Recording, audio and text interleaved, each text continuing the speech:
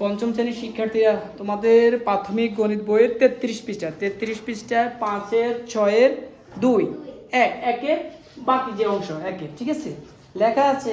দেখো কি লেখা আছে, উপরের চক কাগজ থেকে বৃহত্তম আকৃতির কয়টি বর্গ বানানো যাবে। এই যে, তাহলে আমরা এখানে যে চকটা, কাগজে যে চকটা দেওয়া আছে, এখান থেকে আমরা কয়টি বর্গ বানাতে পারবো। তার আগে আমরা 12 এবং 18 সেন্টিমিটার যে উপরের অংশটা কমপ্লিট করছি, সেখানে আমরা পেয়েছি বৃহত্তম বর্গের এক বাহু দৈর্ঘ্য কত হবে, 6 সেন্টিমিটার। তাহলে বুঝা গেল আমরা যে বর্গ আকৃতিগুলো এখানে তৈরি করব, সেই বর্গ আকৃতিগুলোর এক বাহু হবে 6 সেন্টিমিটার। তাহলে এক বাহু যদি 6 সেন্টিমিটার হয়, তাহলে আমাদেরকে বর্গের ক্ষেত্রফল বার করতে হবে। কি বার করতে হবে? বর্গের ক্ষেত্রফল। বর্গের ক্ষেত্রফলের সূত্রটা কি হবে? বাহু গুণ বাহু, বাহু গুণ বাহু। আগে আমরা এই অংশের কাজটা শেষ করি। আমরা এখানে লিখতে পারি বর্গের ক্ষেত্রফল। তাহলে আমরা যখন বর্গের ক্ষেত্রফলটা লিখবো, তাহলে বাহু গুণ বাহু, তাহলে এক বাহু কত সেন্টিমিটার বলছে আমাদেরকে? 6। এক বাহু আমাদেরকে কত সেন্টিমিটার বলছে? 6 সেন্টিমিটার বলছে না? তাহলে এক বাহু যদি আমাদের 6 সেন্টিমিটার হয়, আমাদের আরেকটা বাহু কত সেন্টিমিটার হবে? 6। আবার শুনুন, বর্গের যে সূত্রটা, সেই সূত্রটা হলো বাহু গুণ বাহু, বাহু গুণ বাহু। মানে বর্গের এক বাহু যদি 6 হয়, আরেক বাহু হবে 6। তাহলে 6 × 36 বর্গ সেন্টিমিটার। এটা গেল আমরা যে বর্গ আকৃতির কাগজের টুকরোগুলো করব, সেগুলো এক একটা ক্ষেত্রফল হবে 36 বর্গ সেন্টিমিটার। এবার আসো, আমাদের যে বর্গ আকৃতির যে কাগজটা, সেটা দৈর্ঘ্য দেওয়া আছে 12 সেন্টিমিটার, প্রস্থ দেওয়া আছে 18 সেন্টিমিটার। তাহলে আমরা যে চকের কাগজ, সেই চকের কাগজের ক্ষেত্রফলটাও বের করতে হবে, ঠিক আছে না? তাহলে আমরা এখানে লিখতে পারি চকে কাগজের ক্ষেত্রফল। আচ্ছা, ক্ষেত্রফল যেটা, সেটা হলো আমাদের কত সেন্টিমিটার? দৈর্ঘ্য গুণ প্রস্থ, দৈর্ঘ্য গুণ প্রস্থ। তাহলে দৈর্ঘ্য এখানে লেখা আছে, এই যে 12 আছে আর প্রস্থ আছে 18, বা দৈর্ঘ্য হলো 18, প্রস্থ হলো 12। তাহলে এখানে বর্গ সেন্টিমিটার, বর্গ সেন্টিমিটার।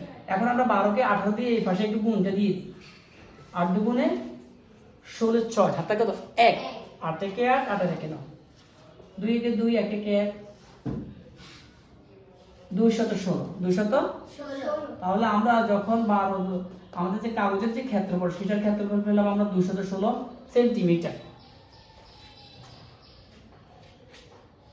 ঠিক আছে? তাহলে খেয়াল করো, আমরা আমাদের যে বর্গ আকৃতির যে চক বানাবো ছোট ছোট, সেগুলো হবে আমাদের 36 বর্গ সেন্টিমিটার। আর আমাদের যে কাগজের ক্ষেত্রফল যেটা আছে, সেটা হলো 216 বর্গ সেন্টিমিটার।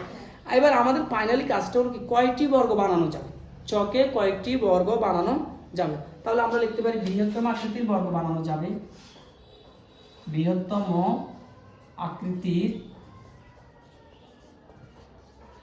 বর্গ বানানো যাবে।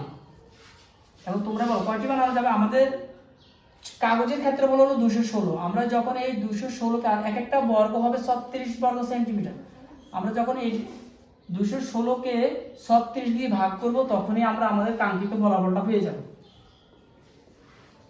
এই ভাগটা একটু দেখো সবাই, 216 কে 36 দিয়ে ভাগ। এখন 36 দিয়ে তুমি 216 কে কিভাবে ভাগ করবে?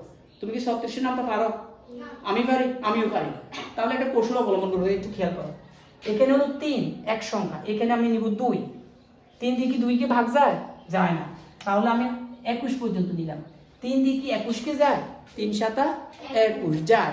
কিন্তু 3 × 7 = 21 হলে এখানে দিয়ে আছে 6, এখানে আছে 6। তাহলে আমরা কি করব? 7 বার দিব না, আমরা 6 বার দিয়ে দেখি যায় কিনা। আমরা এখানে 6 বার দিব। দেখো 6 6 36 এর 6, হাতে থাকে 3, 3 6 18, 18 3 19 20 21। তাহলে দেখা যায় 6 বার দিলে মিলিয়ে যায় নাকি? ওকে, তাহলে কয়টি বর্গ বানানো যাবে? 6টি। এটাই আমাদের মেইনলি উত্তর, ঠিক আছে? তাহলে এই সমস্যায় আমরা প্রথম কাজ করছি কি, আমরা বর্গের যে ক্ষেত্রফলের এক বাহু পেয়েছি বর্গের, সেটা হলো 6। আমরা বর্গের ক্ষেত্রফল বের করছি, বাহু গুণ বাহু, 6 গুণ 6। এরপর আমরা আমাদের কাগজের ক্ষেত্রফল বের করছি, সেখানে আমরা 12 দিয়ে 18 কে গুণ করছি, কারণ এখানে দৈর্ঘ্য আছে 18, প্রস্থ আছে 12, 200। এরপরে আমরা কাগজের ক্ষেত্রফলকে আমরা বর্গের ক্ষেত্রফল দিয়ে ভাগ করছি, আমাদের 6টি বর্গ বানানো যাবে। সবাই তুলে নাও।